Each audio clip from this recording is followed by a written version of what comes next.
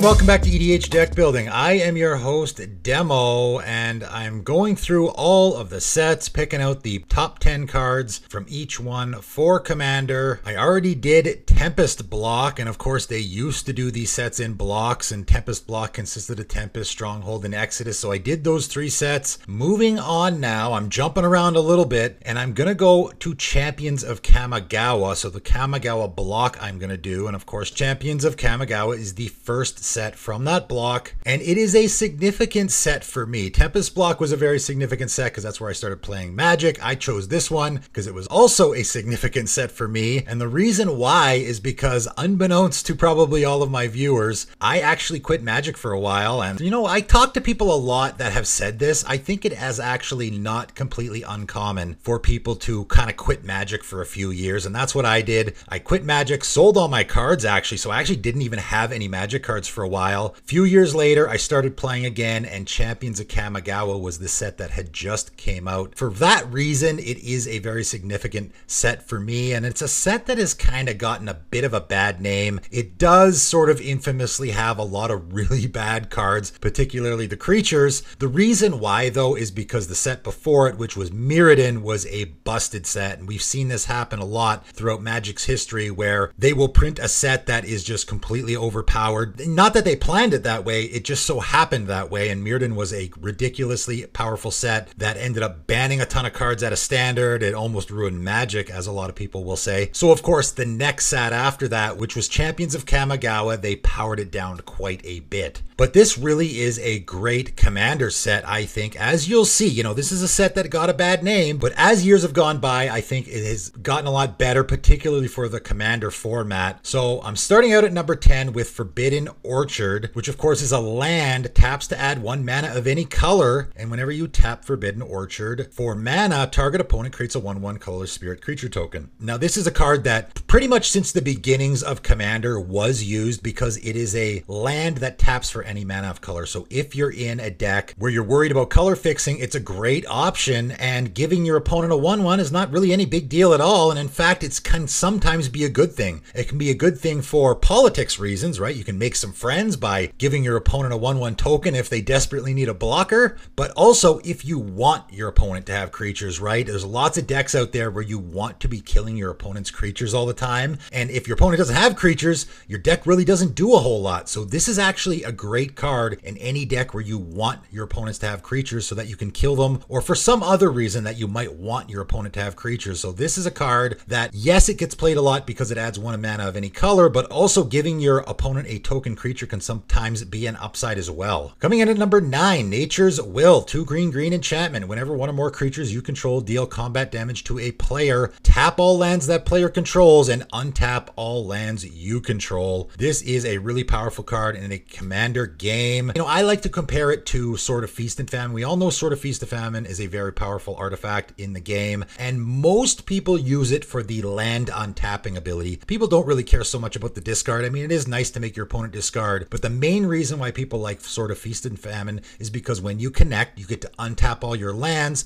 and on your second main phase, you basically get to have another turn where you can cast a whole bunch of stuff. Nature's Will is the same way. All you have to do is get through with 1 creature, connect with an opponent, which is not hard to do in a 4-player format, and all your lands will untap, and you get to just cast a bunch more stuff on your second main phase. And also you are tapping your opponent's lands, which can be significant as well, right? If you have that counterspell happy deck that is going to counter everything you're doing, get in for damage, you'll tap down that person's lands, and then on your second main phase, you don't have to worry about those counterspells so much, right? So that can be an advantage there as well. Great card in a Commander game. Coming in at number 8, and I thought this was a good place to stick this, Hall of the Bandit Lord, another land. This one's a legendary land. Hall of the Bandit Lord enters the battlefield tapped, and you can tap it and pay 3 life to add a colorless. Wow, that is terrible, that is brutal, that is awful. However, if that mana is spent on a creature spell, it gains haste. This is just such an important card in Commander, and I would again like to reiterate that these aren't the best cards in Champions of Kamigawa, these are the best cards for Commander from Champions of Kamigawa, and in the Commander format, this is a really important land. It is a land that can give your creatures haste, which of course is incredibly important for a whole lot of Commanders. commanders, right? There's a lot of commanders out there that want to be attacking right away or want to be getting in for damage right away. Any commander that has an attack trigger, throwing this in there, paying 3 life, who cares? You just get to attack with your commander right away, so you get that attack trigger, especially if you're not in red, right? Red has a lot of things to enable haste. If you're not in red and you want to attack or deal damage with your commander, this is a fantastic option for doing that. Coming in at number 7 is a legendary creature, and I got 3 legendary creatures in a row here, and of course Champions of Kamigawa has a ton of legendary creatures. It's got, I believe, the 3rd most all time of any set, so of course I could not avoid putting a few on this list. Zami, Lady of Scrolls, 2 blue human wizard, 0/2, tap an untapped wizard you control, draw a card. Now, of course, as a commander, this is a great commander, but it just goes in so many decks. Any wizard deck, you're going to put this in. In fact, even if just your commander is a wizard, I think it's worth putting in there.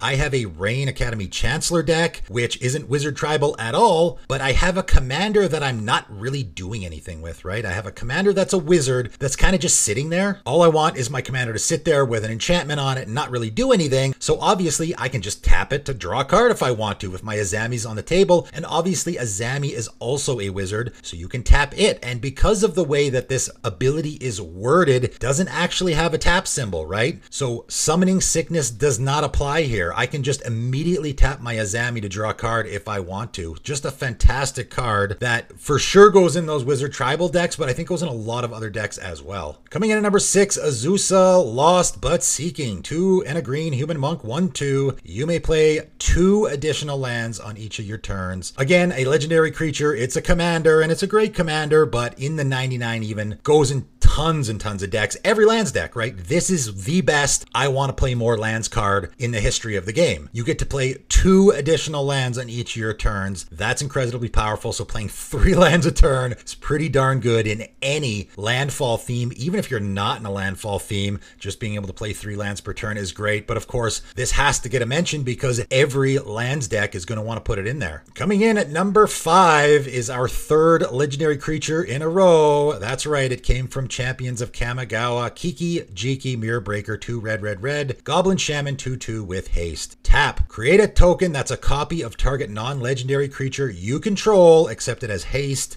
Sacrifice it at the beginning of the next end step. I don't really need to say much about this. I don't think. It's an incredibly powerful ability. It's an incredibly powerful card. The fact that they gave it haste so you can use it right away. It is one of the most combo-tastic cards in the history of the game. It is even in CEDH. It is one of the most common win cons that they use in CEDH. That's how powerful this card is. It's almost unfortunate because I have a hard time justifying putting this in any of my decks with no comboing at all. Just I want a good value card because I want to copy my Eternal Witness and get something out of my graveyard and maybe do it again next turn. But people are so afraid of this card. They are so worried about the combo potential that it really is tough to keep this guy on the table. Of course, if you're going to combo off, you don't really care about it so much because you're probably just going to win the game. It's one of the most powerful combo-tastic cards ever. Obviously, it's got to get a mention on this list. Coming in at number 4, that's right. I rated this higher than Kiki-Jiki because I do think it's more important in the Commander format. Ghostly Prison, 2 and a white enchantment. Creatures can't attack you unless their controller pays 2 for each creature attacking you. Just a commander staple for a long time. And of course, it's going to go in those Pillow Fort decks, obviously, but I really think you could just throw it in any deck. Even if your opponent doesn't have an attacky theme, having a Ghostly Prison on the table just prevents them from attacking you because they don't want to use their mana. They're going to want to attack someone else, right? I hear people say things like, oh, well, if your opponent wants to attack you, they'll just pay the 2 and attack you. Yeah, if they really want to attack you, they will. But if they just kind of want to attack you, they're not going to use the 2 mana, right? Just like they're not going to use the 2 mana on a Smothering Tithe, they're going to let you have the treasure token. They're going to do the same with Ghostly Prison. It happens all the time.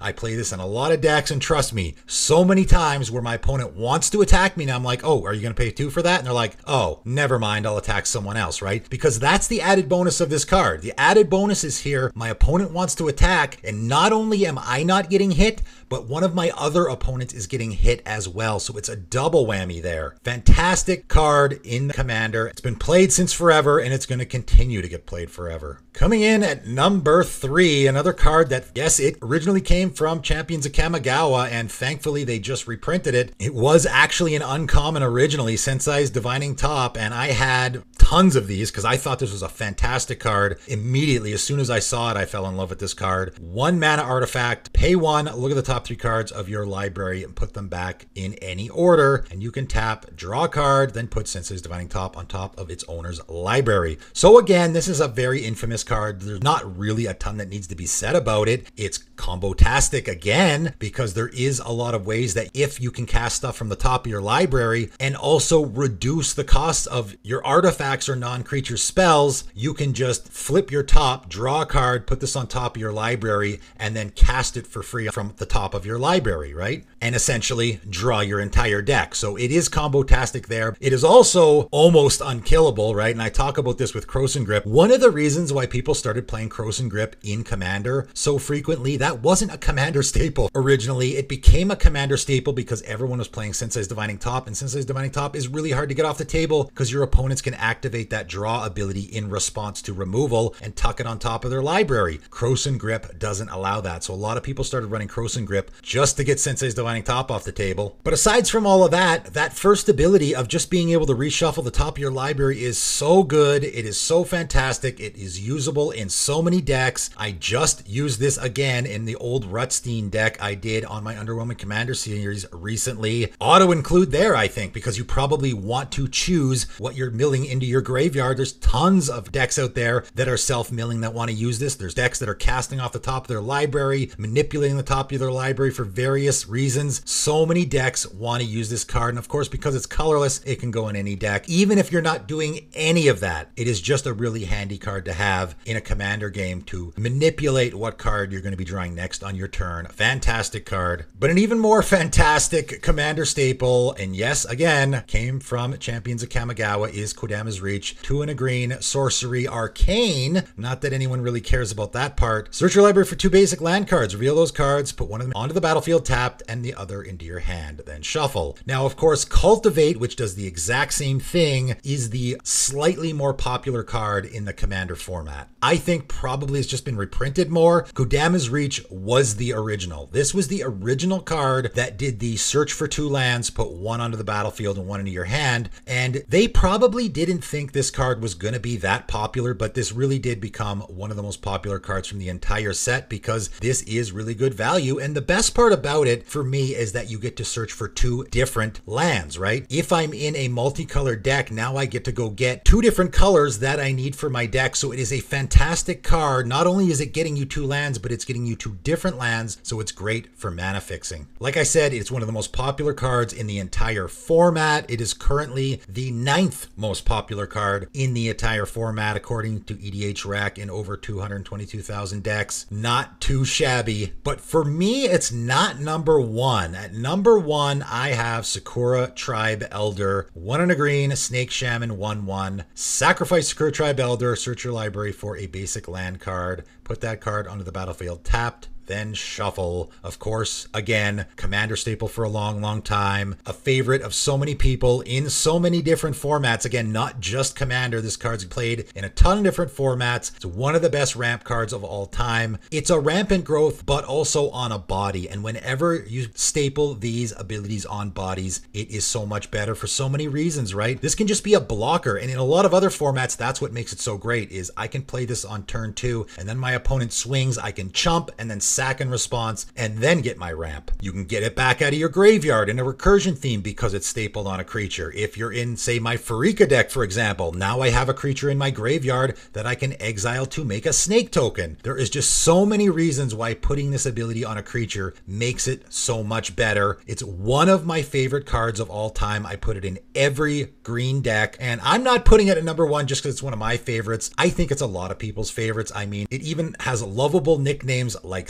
Steve, for example, I call it Saki, right? Because Sakura Tribe Elder, but also it sacrifices itself. So I've always referred to it as Saki. It's been reprinted a ton for obvious reasons, and it is a Commander staple for obvious reasons. Number one on this list for me anyway. But what do you guys think? What is the most impactful card from this set for Commander? Which one would you put at number one? I think a lot of people would put Kodama's Reach at number one, but keep in mind, we do have Cultivate, which does the exact same thing. Sakura Tribe Elder does not have an equal. There is no other card that does exactly that, so that went into my equation as well. I also am a huge fan of Sensei's Divining Top and Ghostly Prison. A lot of great cards on this list for Commander. And again, this was a set that is sort of infamous for being not a very good set. Let me know in the comments below what you think is the best card from this set, but that is it for today, and thanks for tuning in.